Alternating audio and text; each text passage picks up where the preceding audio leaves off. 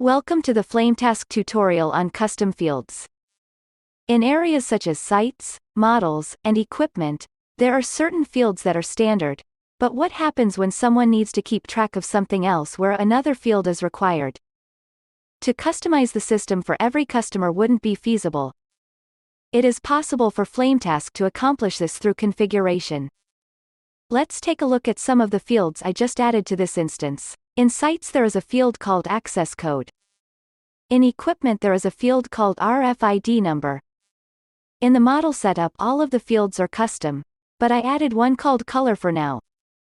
To see where this is set up, go to settings, and then custom fields.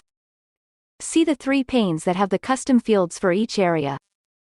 The model custom fields have the option to include on the reports. The equipment fields are custom for an individual equipment type. Thanks for watching the FlameTask tutorial on custom fields.